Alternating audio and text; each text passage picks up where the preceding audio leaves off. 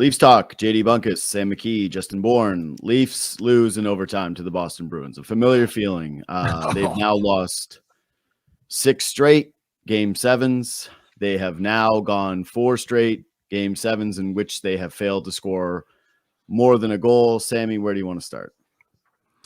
God, that burns, boys. That's, like I said, when I scored, how great the feeling, the opposite feeling of it to decide a series and have it be Pasternak after Jim Montgomery comes out in the media, tells him that he needs to step up, picks one up off the end boards on a great play from Lindholm, just tucks it home. The Stars steps up and away you go. But yeah, that's a tough pill to swallow. And there's a lot to get into here, but maybe a necessary evil for what needs to happen with this Leafs team. So tough one for the Leafs tonight. Man, it's killer that this franchise, I know it's hard because that team, they worked and battled and did the right things all over the ice for a lot of hockey at the end here, but they really are intent on maximum pain extraction from their fans. Okay? Like all the way back and overtime, like they could not have wrung one more ounce of pain out of the fans of that series. I gotta tell you, I told myself a million times on a million shows that this one wouldn't hurt as bad as the others because of some of the stuff. Sam said it, like this team obviously needs changes. And there were moments earlier in this series anyway, when the Leafs started to come back, they won their second game in the series. And even when they won game 3 of the series, I went like, man, this team's flawed and they really do have issues. And I hope that this doesn't get papered over in terms of like another Florida loss where everything gets run back. But like, I got to tell you, I'm just feeling for Leafs fans. I'm feeling for the city of Toronto, like to lose again to the Boston Bruins in game 7, like Pasternak scoring that goal. That was honestly, that's as gut punchy as anything that I've felt for the Toronto Maple Leafs since the blowing the 4-1 lead. Like, guys, my son's first sports tears were tonight. Yeah. Oh no. Hey, guess what, Charlie? Many more to come, brother. Welcome to this. I tried to prep him going into OT. I was like, Boston may just win, and that life goes on. It's not life does not go on, Chuck. Life does not go on. Keeps happening. That's what sucks so hard about sports is like, I do this for a living. I know that this is random and it's beautiful because it's not predetermined. But there was like a genuine stupid part of me that I've never been able to shake going, this will be the time that they do this. And like, that's what makes you keep coming back, right? Is this feeling as though there's some mysticism at play that one day there will be sweetness. There will be a reward for all of this. And so to have it just go that way where they're up for a minute, like they're up for a damn minute and you're going, oh my God. They got it. Like Matthews finds Nylander for an open cage, rips one home. There was 10 minutes left in the game. Yeah. And you're just thinking like, can this really happen? Is this really going to happen? And then bang, a goal's in the back of the net before you can bat your eyes. I'm sick. Like I'm sick doing this show. I rarely feel like this level of low watching sports. This is low. I think part of it too, because of the way the goal happens, where the injured guy, the question mark comes back, and the guy who, people have said, oh, he shoots too much. He comes back, he fights through it. He makes a play on a pass to Willie. Like it just felt like all the lessons have been learned. The mountains have been climbed. The villain has been, the dragon is about to be slain. It really did feel, JD, like preordained that this was meant to be. Boy, oh boy, that ain't how sports works. So, talk about convincing yourself of stuff, right? And the start of this game, it's the news starts to trickle in around 6 o'clock. The Biz tweets about the Wall thing. And then it's, Kipper does it, and then Friedge does it, and then it's full on, he's not starting. And I said to myself, they are absolutely supposed to lose this game in horrible fashion, embarrassing fashion. Like this, maybe they won't. Maybe they'll win it because they're supposed to lose. And then they just come out and they just absolutely lose. Like they just do the thing that they're supposed to do and they do it and it breaks your heart. But like I was convincing myself with their second best goalie, with Matthews playing at 10%, with, going into TD Garden for a game 7, I was still convincing myself that the Toronto Maple Leafs were going to beat the Boston Bruins in a game 7. I had actually convinced my big idiot brain that was going to happen. And of course I was wrong. Of course. And like, they fought hard. They tried, but they just can't score, boys. They can't score. They can't get to the middle of the ice. They can't score the goddamn hockey puck. They can't shoot it in the goddamn net. And it's brutal. How many straight games of it is this now? 3 goals or less. It's unbelievable with all these 14. guys. 14. I think it's 14 straight games, 3 goals or less. And I think that they've only got 1 over that stretch where they've even hit 3. Like, it's crazy. It's painful. And I think that's got to be the most damning thing here, right? Like, Samsonov's in net, and most people bury this team and say, like, tonight's over because the goaltender is going to let in some shaky goals. And I actually thought Samsonov came out and gave them a chance. Like, Toronto looked pretty brutal to start this hockey game. Boston had jumped, let them settle in, made some saves. Nothing like overly spectacular, made like just a couple of good ones, couple solid ones. I actually really like Samsonov's rebound control. If you would have told Leafs fans Samsonov is going to let in 1 goal in regulation, you would have taken that a billion out of a billion, even though the goal was a bit of a softie, right? Like, that's not a good goal. You get beat short side. Like, you'd love to see him save that. But ultimately, like, 4 straight game 7s where you can't muster more than a goal. I view that streak of 14, that sample size of game 7s, like when we're having the referendum on does this core work, that to me is more damning than any goaltending thing, any blue line thing, any bad bounce thing, any refereeing thing. Is this team has never been able to just overcome and power drive a team in a meaningful moment with offense, which is, again, what the core 4 was predicated on. And even when you extend it to the core 5 with an offensive defenseman in Morgan Rielly. Well, and it's not like previous versions of these teams where you're going up against Hedman, McDonough, Sergachev, Chernak, whatever, Ruda. Like, this decor tonight on Boston is Lowry, who's kind of a one-way guy, Shattenkirk, Witherspoon. Like, there's enough guys on Boston's back end that you should get to the middle of the ice sometimes. And so, there's plenty of time for what ifs. Like if Matthews is healthy, or if Nylander's there earlier, or if it doesn't matter. It's not close enough. Yeah. You need to be pulling away, scoring enough goals. Like, it's not like they're just a little bit off. They what is it? 2 or fewer in 13 of those 14 you guys are talking about. They're not even close offensively.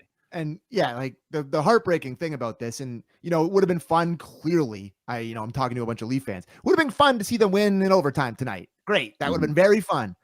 But their D were so good, Sam. Who the Leafs D? Oh yeah, so for good. Sure. They were really good for the whole night. It would have been really fun. But ultimately, if you can't beat that version of the Boston Bruins, what are we doing here? Like, you can go on and you can go and try to. So how Boston does that defensively. Florida does that and does offense. Like, that is going to be it would have been a bloodbath for the Leafs going into that. And I don't think the Bruins are going to do very well either. Like, it's a totally mismatched thing, and you grind over it. And you want the history. You want the Bruins to blow the back-to-back 3-1 leads. You want all that. Yeah. But like I said in my opening monologue, it's just delaying the inevitable, delaying what needs to happen, which I'm sure is going to happen over the next couple of weeks. And I get that. I really do understand the delaying the inevitable. And that's the part that I'm really trying to, like, comfort. That's my copium for this, is like, okay, break some stuff up, like, make some hardcore changes. But ultimately, it's just like, to lose 4 straight game 7s to the Boston Bruins, like, to have that opportunity to flip the embarrassment onto them, to just have I know this sounds dumb because, yes, obviously the goal is to win a Stanley Cup, but I swear to God, this one was one where I actually, going into it, was feeling I'm not worried about the Florida Panthers thing. I just want to have this one moment for the city. Exactly. I want to have people only one team wins every year, blah, blah, all that cliche. We're definitely obsessed with ring culture. This city needs a Stanley Cup desperately, but they also just need moments, man. Like, this entire core 4, the entire legacy is going to have one playoff victory in 9 years. Like, that is unbelievably bad. And so if things go ahead. No, I was just going to say, if you went back to when they lost to the Capitals in 6 games in that first season with Matthews, and you told me that they had one playoff, I'm like, well, did they all retire? What happened? Like, did they all retire after that season? Like, what the hell happened? And it's just an accumulation of heartbreaks and yips and them having bad scars as opposed to good things happening. And it's just accumulated to this, like, you know, I was going to swear there, bullcrap crescendo here, where you've led to however many years of the core four, where it's just like, now you don't know where you're at, but you're bang on. Don't have to win the cup, but can you just beat the Bruins once in game 7? Well, and Sammy, have it? Remember when we used to say maybe 4-1 would be worth it because it finally got the Leafs to go into a rebuild. It finally got the Leafs to do the right thing and hire a proper era of manager. hockey. Hey, they finally did the thing where they tanked and they got the draft picks and they got this core group of players that at one point was idiotically compared to the Chicago Blackhawks at the time that were ripping up Stanley Cups. That still offends those guys to this day. No duh. And now you think about it, it's like, cool, 2013 was a loss to the Boston Bruins. It sparked this era of hope and change. And now it's going to be bookended by another game 7 loss to the Boston Bruins where you blew a lead and are going to be starting another new era of Toronto Maple Leafs hockey. Like it's not going to be as drastic, obviously, at that time, but I think we all know that the winds of change are blowing. Yeah. Yeah, it's tough, man, because I thought a lot went wrong for the Leafs. Unfortunate in sports, there's bad breaks, but like I've said it before, you get to a point where no one wants to hear it. You've lost the ability to lean on it. So yeah, it's going to come. And, sitting here, I think it's beating around the bush to say anything other than you get nothing from Mitch Marner again. No. He's healthy. He's there. He's active. What's that, Sam? But before we move on to Marner, because that's obviously the next thing we got to talk about here, but like you talk about the injury stuff, which is extremely valid. Like there's no question that Matthews banged up, Nylander, whatever you want. You lose your savior goalie who was lights out in those 2 games, and he doesn't play game 7 because of whatever reason. You have those reasons, but when you put those, if they had all the success in years past, you could be like, oh, it was an unlucky year. Yes. You can't measure it against nothing. You can't be like nobody's going to give them a break for it because they were injured. Everyone just looks back on the others. Well, it didn't matter if they were healthy. So it's kind of a moot point at that point. You blew a 3-1 series lead to the Montreal Canadiens. Exactly. You lost to the Columbus Blue Jackets where you got completely outclassed. No, this is now like, you got embarrassed by the Florida Panthers, absolutely spanked in a series that people had you favored in. You're right. All these things come to play now. Now you add the larger sample and you go, okay. And Bourne, it's time to kind of get into the Marner thing, because I do think that this is the number one hinge point, the most obvious thing. What are you doing in terms of Marner cents on the dollar return?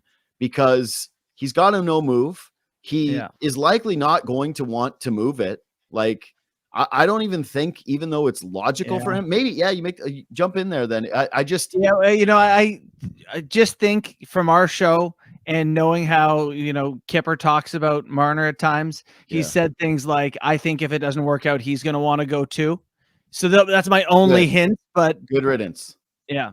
Flat out. Yeah, I agree. I do think that there's at some point here probably going to be a mutual understanding between the two sides where it's just get me to Utah, get me to Seattle, get me to somewhere where I'm not in I don't have these scars here. But it's no good again. It's no good again. You need him badly. You got Matthews out there playing at 20%, 25% tops, finds a way to get on the board, sets up a massive goal, looked okay at moments throughout this game, definitely more noticeable in this game than Marner was.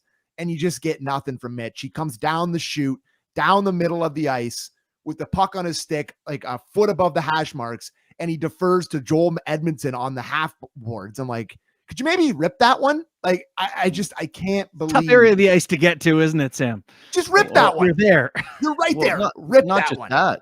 Not just that. It's when was he ever in the middle of the ice in this game other than that moment? Other than that. No, never. That has been the critique of Mitch Marner year over year over year, right? Is that, hey, when the playoffs happen, this is a guy that needs to go to dirty areas and he needs to be able to excel in them. And Bourne, I don't know what you see with his game. You've said it earlier in the series that perimeter. But tonight, for a do or die game where, again, Matthews is on one leg and you just really need to show up, for him to basically have like zero impact offensively, that's where I'm just at with the trade, where I go, if you're another team, you're going to trade for a guy that now has put together this playoff resume with what? The hopes that he's going to take the pressure off his shoulders and shine? Yeah, you know what though? I would buy him for pennies on the dollar. Like if I'm getting a discount, which is what you're talking about as a Leaf fan, if you're talking about trading an elite 26-year-old. Yeah, if I were another franchise, I'd say maybe I can get him out of that place where all the hangers on that surround him, the sycophants and everyone who's told him how awesome he is his whole life, maybe get him out of that environment and give him a clean start somewhere. You know, I would see that from the outside, but if I'm the Leafs, I'd much rather, you know, this is a tough one to say, but like, I'd rather see if my captain would be okay with moving on. And, you know, Mitch obviously is more of a contributor in terms of what he's able to generate. He just hasn't done it in the playoffs, but both of them, it's $22 million you're spending for not much return. But at this point, I think a lot of people are going to be like, well, you're never going to win a Mitch Marner trade. I don't think Leaf fans care. Who cares? I don't think Leaf the fans chance care. to do that was years ago. I don't really care either. At this point, it's like, you just have to, you know, maybe use the money for trade him for a couple good roster players, solid, whatever, maybe get some picks back for him. At some point, you gotta say bye. It's not working. We've done, how many years is this now? 9 years. It's tough to sell to the fans, whatever, any sort of return of anyone, unless it's totally different. It's going to be a really tough sell to be like, this year, you know, you can't roll this back out to people. Yeah. Exactly I think even next the people we're going to have, we're just going to have 10 people watching Leafs talk next year. If they roll back to core 4, no one will watch. Even the people with Marner and their Twitter handles are like, time to go. Like time for a change here. This one has to happen. And I think that's true. Is like, this is an addition by subtraction, just from your cap sheet standpoint. You know, like, you can't tender him a contract because he's going to want all the money. And so you might as well get ahead of it for a year. And like, when you're talking about pennies on the dollar, like, okay, let's say you get 75 cents on the dollar for a Marner trade. That feels like a win to me. What would they have done with 75 cents on the dollar for a Marner trade? Like, I've been already cooking together. What? You want PL Dubois from LA?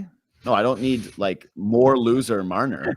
Like, I don't need the only bigger loser Marner. Yeah, like, no, I think that what you're trying to do is get somebody like, you know, I've put together a couple fake mocks that I don't even know anybody would do, because again, he has to agree to go to the spot, and the place has to want him, and the place has to at least be in consideration for giving him like at least close to $11 million. He's got to keep making what he's making, right? Even if it's in USD and or lesser taxes, cheaper city, whatever. I thought you ask Nashville maybe for Saros and a contract and a younger player, and hope that something like that can get done for you. Like, that's the ceiling of the kinds of trades that I keep looking at here. Maybe we have a whole summer for that, the dialing it in part. But no, I'm actually sent that exact thing to multiple Leaf fans throughout this game tonight. Like, oh, they're going to trade Marner for Saros. Like, I actually had that take 100%. But Wool's next 5 years might be better than Saros's. Yeah, they might be born. But here's what you learned tonight about Joe Wool. Yeah, you can't rely on it. Right. This is the sadness of the Joe Wool story. Is the guy might be incredible, but he is made of glass and taped together pieces of glass. Like, it is just, you can't rely on that. Like, this is every single year where he gets hurt, and it's a heartbreaker tonight. Heartbreaker. It's a heartbreaker. But like, do the Leafs win this game with Joe Wool in that? Like, honestly, man, probably. Okay. Shut up. Like that one in OT, Samsonov's on his belly. Like, it's Pasternak picks it up at the top of the crease. I think you can stuff him there. I have only watched it once, so I don't really have a recollection. To pick up the speed behind him, so Pasta blows by Marner on the backside, but Samsonov is stuck on the goal line. And we'll take another look, but it's a nice finish, but it's not unstoppable. Yeah, and Rielly, I just have a real tough time playing the goalie sliding doors when you get one goal. Yeah, you're right. That's it. Bang on. It's impossible. It's like, he would have got a shutout. Like it's like, I like to talk about the space-time continuum. Maybe another one goes in at some other point in the game when one of those other great saves that Samsonov made earlier in the game. But yeah, it's just listen. I'm not giving Samsonov the benefit of the doubt like you two are trying to. Have you guys been following his career here? Yeah. I get it. He should have made 2 saves. He's done. Yeah. He's done here. Yeah. But my point is not that he's like played excellent tonight. My point is simply that like I just think that it's pretty realistic to believe that Joel Wool would have let in 2 goals over the course of 60 minutes and some overtime. Yeah. Like I had Samsonov broken their backs tonight and gone like, 4 goals in the back of the net, I would have played the whole, oh my God, the Wool injury is the greatest Leafs what if in the series because he was red hot. I just have a tougher time doing it given this one. But yeah, I think that you're definitely trying to add another goaltender of consequence because it's tough to lean on the idea that Wool is going to be there for you when like this has been the thing that's gone back to basically the beginning of his AHL career. So did you watch the play he got hurt on? Did you see it? Was it the final play, the goal? Yeah. It is. And like his leg gets caught under him really weird. He gets all twisted up. Yeah. It's just like a meaningless goal with 0.1 seconds left in a game 6. Yeah. Sick. Yeah. Love that. I think the one that I'm more curious about now is going to be what Matthews' injury is and whether it's going to require surgery. Like that's going to be a big one here coming in because he looked like a shell. Is it out yet? Has anyone seen anything? I haven't seen it. I'm assuming that the producers are looking through the post game to see what's up. But yeah, Matthews, like good on him for gutting it out tonight and showing up for this hockey game. And he does make the assist on, the go ahead goal. But ultimately, like he looked like a guy that was afraid to go and put a body on someone on the forecheck. He just didn't look like himself at all. Like he looked ginger for most of that hockey game. So again, good on him for gutting it out. I want to hear what it is, but yeah, he was a shell of himself tonight. Look at that Jobo stat he just put in there. Marner playoff numbers, games 1-4, 41 points in 36 games, 5-7, 9 and 21. Tells you all you need to know right there. Yeah. Tougher it gets going, the more he disappears. So yeah, I think it's a 75 cent, 80 cent on the dollar is what you're hoping for. Clearing some space. You're taking on, I think, another bad contract to make the money work if you're trying to optimize like some prospect capital. But the curious debate for me amongst people is going to be like, how much youth do you take back to try to make this team younger and faster? Because at times it feels like they've lacked that versus win now pieces that you're trying to capitalize around the core of what I think is now McCabe and Matthews and Nylander. Yeah, I do. I think McCabe is nice. Yeah, and nice. Like if you're doing stock up from this series, Nyes and McCabe to me were by far the highest. Like you really feel good about McCabe. I agree. Benoit validated everything we said about him down the stretch. He had to be in. He was important. He almost beheaded Marchand in OT. He had big blocks. Like this guy people are going to love him in Toronto. That's an unbelievable contract by Trey. Like that. Was it 3 years, 1.35? That is like, I know it's not the most positive hour right now, but that's an amazing contract. And he was excellent again tonight. Yeah. It's interesting. It's a shame too, is like McMahon is Wool, but out. Like absolutely love this guy. Cannot play games for any stretch of time. Yeah. Brutal. He is. I gotta say though, like to the tree point, this is a weird one because, and like this is me in the moment. Maybe my opinion will change on this, like it does from time to time. But if it's me today, Shanahan is gone. Like you're clearing the top. It's just so weird because if you fire him, you're bringing in a president that has to keep Tree Living as the GM. Like so, he has 1 year where he's the general manager on the fly, where he doesn't even get to be like at the draft. And then he's got the next offseason where he's bringing in a new president that he has to get on the same page with. Like it's a difficult one. But I really think that this was a good Tree Living year. Like he built a blue line that could contend with the Boston Bruins and I think the Florida Panthers in terms of physicality. Like I know McCabe was the move from Dubas. He's been great, but the Benoit was a hit. Bringing in Edmondson, I think that you're trying to re-sign him. I love Edmondson. Speaking of people who get hurt, he's great. Awesome. Yeah. Awesome. The Benoit contract, and hopefully if you can get Edmondson on something similar, I think you're feeling great about that. To be honest, like when we're talking about chopping block people, though, Marner is the most obvious. I'd be shopping Morgan Rielly too. I would. Yeah. I just don't think anybody should be really safe on this roster. I don't think know that he makes enough, or he's like, or you have enough guys like him to do it. I agree. And I think he's impossible to move, like, because he's full no move. He signed here for 7. That's a tough one to even bridge to me. Like, I don't mind the idea. I don't mind the idea of it at all. Yeah. But just even like approaching him is a wild one. But yeah, I think there's definitely a conversation where if he's your number one guy, I mean, this is what it's going to look like a lot of years. And you give him credit for last year where he looked great, but I don't know if he was banged up, if he was dealing with something, but playoff Morgan Rielly never arrived. The flip never got switched, and he was never good. He was on for both goals against tonight. Happened right in front of him, both of them. Missed the misread play, was fishing around in front of the net when the Lindholm goal. This wasn't very good in this series. So, like, I think a Marner trade is very possible, and that's one where you can work with him and he'll waive the no move. But the Morgan Rielly is an impossible trade to make for me. Like, I don't see there's a world where he ever waves. And like, I just don't. I don't, like, you ask him maybe, but I think he loves being a Leaf. I think he loves being here. Like, he takes pride in it. We all know about how much he talks about it and loves it.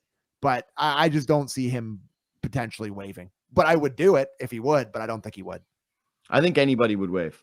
If you tell them strongly enough that you want them gone and they're not a part of your organization. I think these are proud guys that don't want to be where they're not wanted. I don't really believe in the whole, like, I'll never waive it unless you're like Tavares, right? Where you've got 1 year left, or you're like Matt Sundin when he was away from retirement. Like, for me, it's like, if you got multiple years left and they tell you that they don't want you to be a part of the plan, you start to pick your destinations. And I think Morgan Rielly would be very attractive to a lot of teams. And this is just my opinion on the series. I thought Marner was really rough, right? We've crucified him the entire time. I thought at least he had a good game. What did Morgan Rielly do in this series? Like, this is a puck-moving defenseman that ran a power play unit that was 1 for 21 in the series, a guy who got beat on the game-winning play in the hockey game, a guy who really, like, can you guys tell me one moment from Morgan Rielly in this series where you felt like, damn, that was a sick play? Like, that was an amazing Rielly moment. Like, I got one for you. Non-factor. He chipped the puck up to Nyes, who passed it to Willie Nylander. That's all I got. True. Yeah, true. He made a good chip pass. So I remember that one. He deserves more goat horns in this series than he has gotten in terms of the press. He has benefited greatly from this whole, like, it's the core four thing, core four, and his name doesn't kind of get lumped in. He just Homer Simpson's into the bush. No, totally you're right. Into the bush. And it's just hey man, you were awesome last year. You sucked this year. You were completely invisible. And you had no impact in a series where they desperately needed some offense, and you're the offensive defenseman. Like, Bourne, I get what you're saying about they don't have other guys that provide what he does, but then you got to do the thing that you supposedly, Yeah. No, and I think there's a certain faction of Leaf fans that aren't huge fans of what Morgan Rielly does in the ice. And, like, we get tons of texts on the text line when we're doing Real Kipper and Bourne, and there's a lot of people that are always hard on Morgan Rielly. Like, people are really hard on him, but I feel like he's a classic kind of media guy to me, where he's really, really well spoken and really gives a great quote and seems like a great leadery type guy. So he kind of skates by. I feel like I really do feel like he kind of gets by, and it's his playoff performances have been good, and people are always like, playoff Morgan Rielly, but he wears the goat horns just as, not maybe as much as Marner, but maybe close to it to me. He's right there. So it's funny, like, I have a lot of positive thoughts about where the organization is at in terms of players who developed this year, could provide value next year. Absolutely. I feel like, Matthews and Nylander are, obviously 100+ point players. They're elite. Like, there's a lot of good here. And so it's one of those things where it's like, you can't mess up this Marner trade. Yeah. And you're going to hire a new president, which is going to influence, or whatever you're going to do, a new coach. There's going to be bigger influences. I hope that they're not so focused on whatever happens off the ice that this just doesn't happen. You know what I mean? Where they're like, well, we didn't have time to get to that. We'll do it at the deadline if we need to, or whatever. Like, everyone needs this fresh start in the Leafs organization, and they're sick of taping new pieces to the outside of the core. I've been yelling about that for years. Like, you can't fundamentally change what your team is when those guys play 25 minutes a night. Yeah. No more team B. You need to trade a member of team A to make more guys parts of team A. That's what needs to happen. You need to just Open bring the door. more guys in that are going to be a part of it. Because I think, honestly, that's what you saw in the 2 games without Matthews in this playoff series, where there was, the involvement from everybody and everybody had a role. And like if you picture that, where the guys that you trade for Marner come in and are kind of part of that thing, that's what you want it to look like. You want it to look like way more of a cohesive unit as opposed to team A and team B that we've talked about a million times. So yeah. Anyways, I'd also like nothing to be handed to anyone coming in, whether that be Easton Cowan, OHL MVP, or Fraser Minton scoring OT winners in the playoffs. Like should be a tough team to make an opportunity not given, because this group got it handed to them and said it's yours no matter what happens. Yeah, totally. That's correct. But that's why I guess maybe it might be reactionary, me talking about the Rielly stuff, but I just don't think it's good enough to just remove Marner from this equation. Like, I think it needs to be more drastic. So you're clearly bringing in a new head coach, right? And they're going to zag on this. They're going to bring in like a real culture setter. It's likely going to be a Berube. I doubt Rod Brindamore leaves Carolina, but if they can't get that money figured out, obviously you're bringing him a Godfather deal, right? Like he becomes priority number 1. There's at least a little bit of the buzz with John Cooper. I doubt that happens too, but am I the buzz? If there's a president's job open. No, I heard Kipper say that on your guys' show. But like, short of a president's job, it would need to be like a big splashy Leafs money thing. I don't think that new MLSE or Keith Pelly, these guys are going to care one iota about the fact that Sheldon Keefe is on the beginning of a new contract. Like, they're still going to go big game hunting with coaches. So yeah, you're going to have a new coach, culture setter, potentially a new president with a new mandate, but I kind of get the feeling that Shanahan's going to get one more year. Like, just my gut right in this moment, that they'll hire a coach and they'll give Tree one more year. But you'll trade Mitch Marner. That to me just it still just doesn't feel like enough, weirdly, for the full cultural reset that I think this team needs. Well, I think maybe a new captain is in order. If Tavares is in the last year of his deal, it feels like Matthews is the face of the franchise one way or the other. Morgan Rielly was talked about as that guy for a while, but it definitely feels like that's one step you take to say, here's our new beginning. It's a new era, new captain. Yeah. I think, Bourne, to go back to your point, I guess there's just no way that you could ever get rid of the Tavares money. Right? Like, I don't think there's anyone. A new president or a new whatever, that can be the impetus to do it. You say, but that was someone else. I'm new. Would you do it and have that conversation? But I don't know. I think you'd have the conversation. I think you would absolutely have the conversation. But is somebody gonna, like, what are you gonna have to trade? How much of that are you gonna have to eat to get rid of that contract? Like, I don't think there's a world in which you're going to be getting out of that without like a 2nd round pick, which they don't have any, or a 3rd round pick, which they don't have any. Like, that's going to be a lot. I mean, the 1st round pick, that's to take all the money. I don't think you're going to get anyone to do. I don't know. It's going to take stuff you don't have to trade that contract. So I think you're kind of stuck with him. No, listen, guys, I just think that trading him would be like the Marleau trade all over again. You just keep him on the books for next year. You don't try to move off the money. You don't try to get cute. You accept that he's like a 65-point center or whatever. Maybe, just maybe, you can sign a 2nd-line center this offseason, and maybe, just maybe, a Fraser Minton does come up as a 20-year-old and gives you a bit of a more competitive year than what he looked like at the beginning of training camp last year, right? Like, I'm just trying to kind of piece it together. I think you want to have the center depth still and keeping Tavares, accepting what he is, and then hoping that when he comes off the books, you can sign him for cheap as a winger. That being more valuable than just trying to go through the drama of asking him to waive the no trade with 1 year left, trying to work through a machination where you're sending him somewhere, eating a bunch of the money, giving up an asset to do it, limiting your center depth even further. Like, I get what you're saying. Seth Jarvis plays for that other team, right? It's like that's what I'm saying. I don't want to.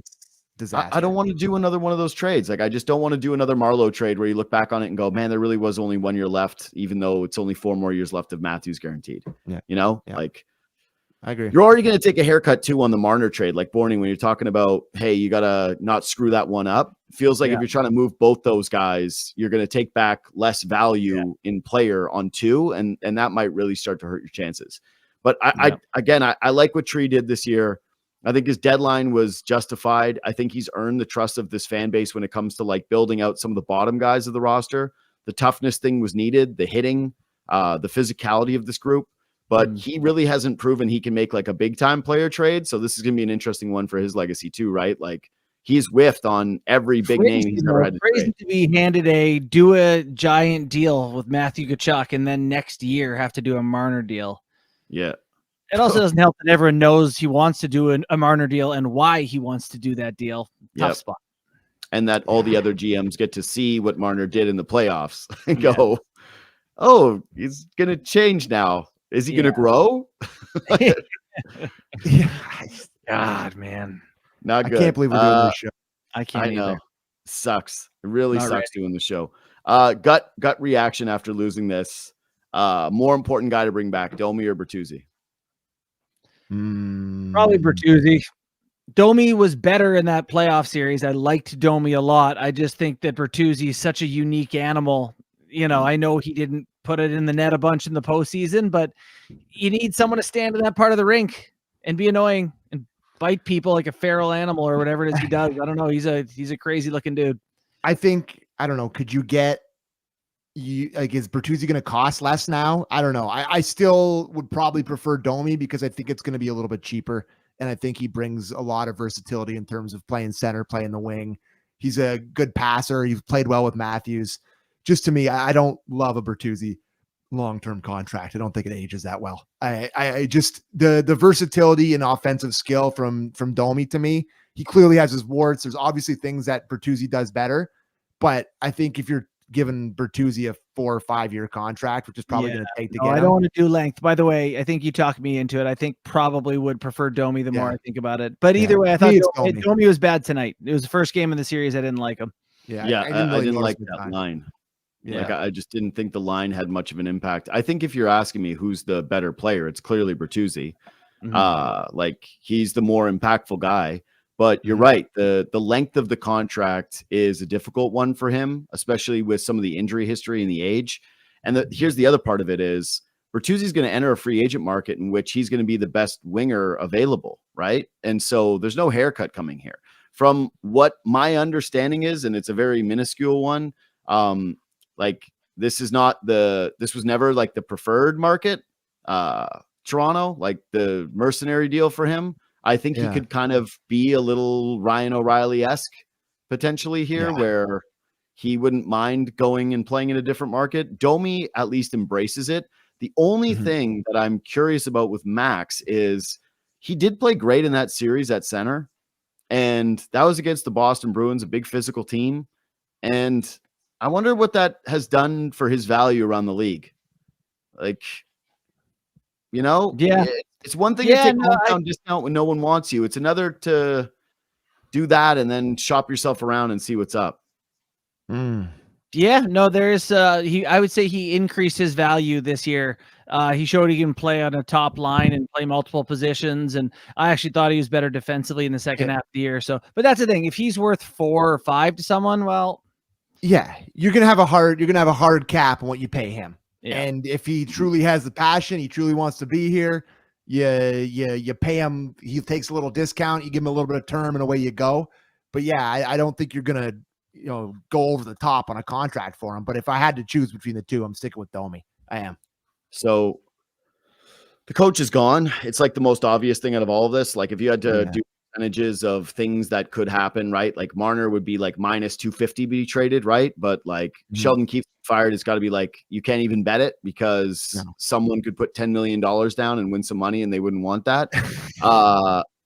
Bourne, what did you think about him in this series in general? Because like his legacy now is stamped as a guy I think who got outcoached in every series he's ever been a part of. Yeah, I just like that's such a nonsense thing to say to me. Like, I mean, he got no goals from his whole team's plan is 4 guys to score. He gets no goals from the Matthews is out. He wins 2-1 games all the way down to game 7 overtime. And they're like, I got circles coached around him. It's like, what? Well, I mean, you're the guy who said that coaching is the power play and the power play went 1 of 21. So The power play is absolutely, he's on the hook for that portion of it, and that's a little bit of the offense. But they're keeping the Boston Bruins, who are one of the better offensive teams, to the same number, to that they're around. I thought he had a great series. I will say though, special teams are enough, and I said that on our show. Was it the last one we did? It's enough. If you don't score and you don't win, he's going to get fired, and he should. But I don't know. I think that whoever gets him next is going to be real happy.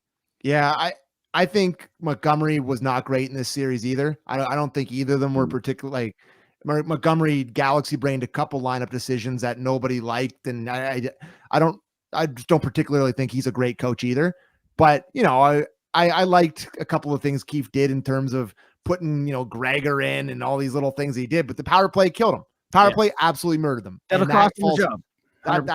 That's what it comes down to me, is that you lose how many games by one goal in this series? You had 21 opportunities and you get one goal. 21 opportunities in 7 games is an awesome amount of power plays in a 7-game series. Yeah. Get 5 goals and you win this series in 6 games. It's just and to me, that is the biggest detriment. And we can look back, even if you want to look back on the goaltending thing, that to me is another reason where it's just like, that was a mistake. He didn't give Wall enough of a runway down the stretch and into the playoffs to have him ready. And they started Samsonov, and listen, Samsonov wasn't awful, but he had a couple costly goals. Wall could have been in there, could have gone differently. Like, there's little things leading up and during the series I didn't love. I didn't think he got completely out-coached, because I don't think Jim Montgomery's a very good coach either. But yeah, it's over. It's over. And I don't think the Keefe era is going to be looked back on too fondly here. A lot of what ifs, a lot of big games lost. Yeah. But it is what it is. I seen the Nylander stuff from Jobo in the chat there. What'd he say? He said he was dealing with a complicated head issue and eye migraines and couldn't see clearly. Eye migraines. That was the name of my metal band in high school. Eye migraines. What the hell's an eye migraine? The migraine denier is logged on. He again, I when it comes to hockey, head issue is having a good game and a big game. That's their whole team's complicated head issue. When it He's comes the only one who to can score. Injuries of players, I don't question hockey players. Like, I just don't No. It just, I'm sorry. We saw Matthews tonight. Nylander has been a guy who's flourished in the postseason. I think it's crazy to wonder if any of these things weren't completely legitimate and kept these guys out and battling through. Even Matthews tonight, again, made the play, but for the most part was, again, if we're doing percentages of a player, what would you give him? 30% Matthews? I said 25 earlier. So yeah. But it was gutsy, man. Yeah. I thought he was harder. I thought he was better than you did, JD. I thought he was hard on the forecheck and won a couple loose pucks. But you're right. There's no dynamic. He's Austin. He's Austin Matthews. He's really good at hockey, but he's just not I don't know. Just tough. I see. It's funny though, because I thought the opposite about the forecheck. That's where I really noticed it, because it looked like he was tentative going into his checks, and that's where I went I wonder if he's worried about just throwing the body around. And there was a couple of times where I thought the gutsiest was McAvoy was really going at him, and some of the Bruins players were really trying to hit him, and he wasn't shying away from taking the body. But I thought that he was Ginger when giving it and using his size and he just didn't have the presence that Matthews normally has. No. He didn't. It wasn't there. He was asked what kept him out, and he said it's for another day. So he's not doing it tonight. Hey, guess what? We're gonna get that day. Locker room clean out day. Stay tuned tomorrow, to our on Monday. podcast. On Monday when we have to do the locker clean out show. Will Sheldon be the coach when we do our show Monday, 4 p.m.? Yeesh. Yeah. I think so. I don't think that'd be pretty ruthless. Tomorrow. What are you waiting for? I guess I don't know. Tomorrow would be wild. Yeah. You trot him out there and make him do all the interviews and then do it. No, but they usually make the players go first, right? They usually make the players go first, clean up the lockers. I cannot tell you how sick I'm going to be reading all the quotes of the guys being We're right there. We feel like the core is good. They just wouldn't fall. They just on the core. Look, I don't think there's an issue with the core. I think we're right effing there all series. Battled hard. Yeah. I give him he scored all the goals. Yeah. I can't. I mean, the eye migraine, he couldn't. It's an episode of vision loss of one eye, according to Jobo. Like, he had an eye migraine. The games he played, he was great. So I'm not going to kill him. But the guy who makes the other amount of money, he wasn't great. I was going to say, all right, I'll say it. Kelly Rudy tonight said he's going to be remembered like Darcy Tucker and Doug Gilmour at one point about Nylander. I was like, hey, he's beloved, Nylander, for showing up in big games because the other guys don't. But that's a different class, isn't it? Yeah. I would actually also say, go ahead. Darcy Tucker had irreparable damage done to his number by Mitch Marner. Like, it's just, it's like the next 16. You gotta be a little bit better. You gotta have a little bit more of a, like, I think right now, if Mitch Marner leaves, he's going to be the most talented to least popular Maple Leaf ratio of all time. Yeah. Okay. Yes. There. That is a great point. And yeah, Jobo alerted me to the Jim Montgomery got encouragement from John Cooper and advice from Mike Babcock before Game 7. Oh, guess what? They're big fat chokers. They're gonna choke. There you go. There's my advice. Make them choke. There's nothing more pathetic about Tavares or Babs. Yeah, that's Babs. But I think that it's so lame with Montgomery and like some of these coaches where like they won't quit Babcock, like they can't quit him. They can't quit him. Like, I want to throw his name out there. Validated on everything. Yeah, Babs was. Yeah, hashtag Babs was right. Babs was so right about everything. One of the biggest what ifs about this core, though, is what if they just never move off of Lou and they stick with the structure and they get the contract. We can do that. That's for the summer podcast. August shows. Hey, we got plenty of August shows coming up. No more Leafs. All right. Anything else for you guys? I'm trying to think about like if there's any major plot points. Joe, did we miss anything in the chat like that they're going crazy about? Because Florida in 5. Yeah. Florida quite quickly. Wouldn't change Florida quite quickly to me. If I had to hazard a guess what was going to happen, I just think that they're so much better than them. They're so much better than them. Buddy, Boston stinks.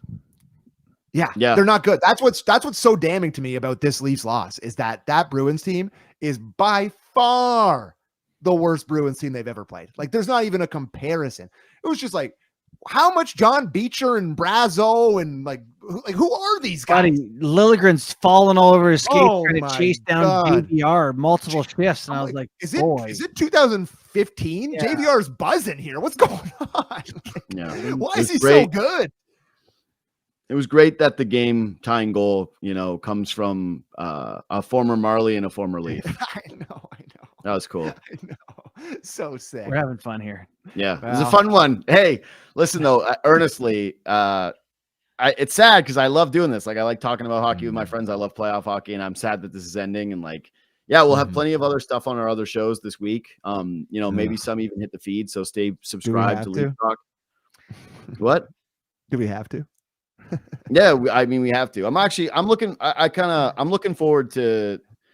I am looking forward to summer content in a different way than I was in years prior. Like, I really do think changes are going to happen, and I'm excited to see the next version of Toronto Maple Leafs because this one I'm completely sick of. Like, this one I could not do anymore. Like, they don't trade Marner, and Leafs Talk has the new co-host with you next year. Like, thank you for letting me, be the third wheel to the Leafs Talk here in the playoffs. I mean, I don't know if you'll invite me back next year after my success rate here, but after you were like, Keith's the greatest coach. Okay,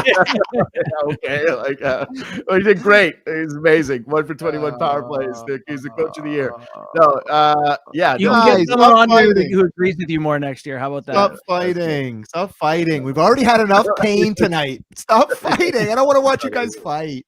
No, but like, really though, this is the best. Like, we love doing the show. We can't believe how many people watch it and listen to it, and like, reach out to us and, share thoughts. And I love seeing people venting about the team or sharing their thoughts on the Maple Leafs.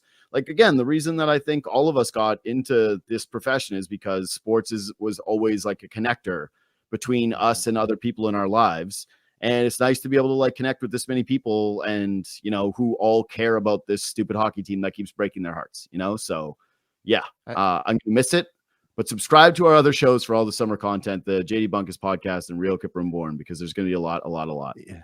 I love everybody involved. I love all the people that comment and send messages and do everything. I can't believe they did it to us again. I can't believe that. I can't believe they did it to us again. I thought we were going to be. Can't believe it. I can't believe we can't believe it. That's a good point. Like, Bruin fans watching this is like, what? You can't believe it? You idiot! Like, obviously that was always going to happen. But yeah, and I thought we were going to quadruple OT tonight. It had that feel, and then just bang off the end boards in the end into the net. So I thought, well, here we go, boys. Leafs score early, or Leafs get killed late. I didn't see Leafs get heart ripped out. I actually had a quick thing I had to remember. When I knew they were going to lose? When Nylander threw that puck in front and it goes off Weatherspoon's skate and almost goes into the net. That was just like, oh my God, that was such a break for them. And I was like, they're not going to win. That was the thought right there. You had that thought 30 times through this. No, this one, it's always this kind of thing in playoff hockey where there's a big save and a big moment and then it goes to overtime and you look back on it, you're like, wow, that was a big save in the moment because we won. Anyways, all right, we can end the pain. Sorry, guys. I just it came into my mind before we wanted to go. Follow us on Twitter and Instagram at JD Bunkis, at JT Bourne, at Sammy McKee. Again, reach out anytime. Follow our other podcasts for content on Monday, Tuesday. We'll have obviously Leafs locker room cleanouts, and we'll be all over everything that's going on during the summer. All the big moves, all the big transactions. And then, thanks again for what I really do think was a great year for us in terms of all the support that you guys gave us. But yes, obviously ends in bitter, disgusting, familiar disappointment from all of us. Thanks for listening. Thanks for watching. We'll see you next season.